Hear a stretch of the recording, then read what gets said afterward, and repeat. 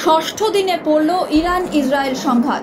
বুধবার ভোর থেকেই ইরানে হামলার তেজ বাড়িয়েছে ইসরায়েল সেনা। গত কয়েক ঘন্টায় ইরানে হামলা চালিয়েছে 50টিরও বেশি ইসরায়েলি বিমান। তেহরানের একটি সেন্ট্রিফিউজ কারখানায় আঘাত হানা হয়েছে। ওই সেন্ট্রিফিউজ কারখানা ইরানের ইউরেনিয়াম সমৃদ্ধকরণের একটা গুরুত্বপূর্ণ কেন্দ্র। বুধবার সেখানে হামলা চালিয়েছে ইসরায়েল। শুধু তাই নয়, বেশ কয়েকটি অস্ত্র তৈরির কারখানা লক্ষ্য করে হামলা হয়েছে।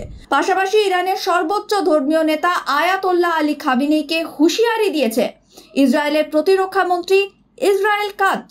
তিনি বলেন, আয়াতোল্লাহ আলী খামেনেইয়ের পরিণতি হবে পড়শি দেশ ইরাকের ক্ষমতাচ্যুত এক নায়ক সাদ্দাম হোসেনের মতো।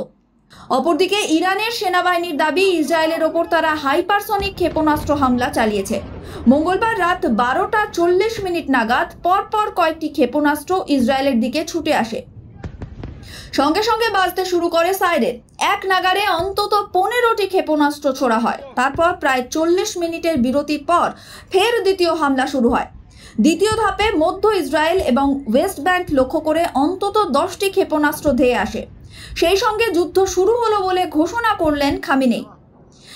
নিজের এক্স হ্যান্ডেলে একটি পোস্ট করে তিনি লিখেছেন, এবার যুদ্ধ শুরু হলো। সন্ত্রাসবাদী ইহুদি রাষ্ট্রকে আমরা কড়া উত্তর দেব, ওদেরকে কোনো ক্ষমা নয়।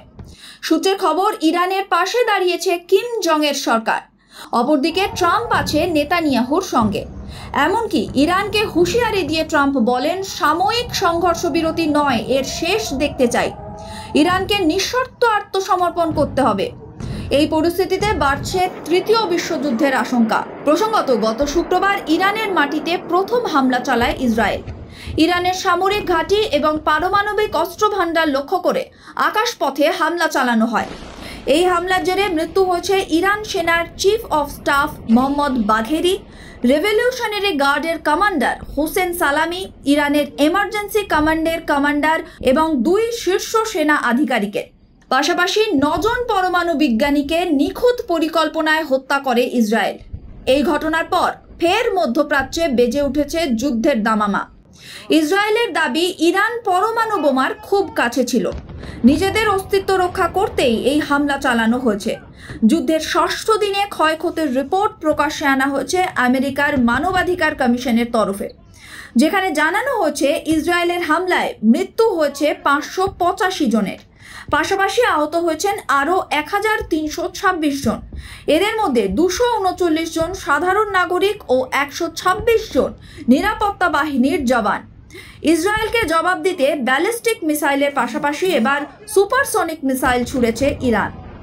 ইসরায়েলের রাজধানী তেল আভিভকে নিশানা করেছে ইরান।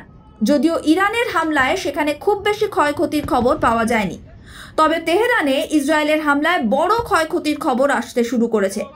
পরিস্থিতি এমন পর্যায়ে গিয়েছে যে সেখানে বসবাসকারী স্থানীয় ও বিদেশিরা তেহরান ছেড়ে পালাতে শুরু করেছেন। Bureau report, sky news Bangla.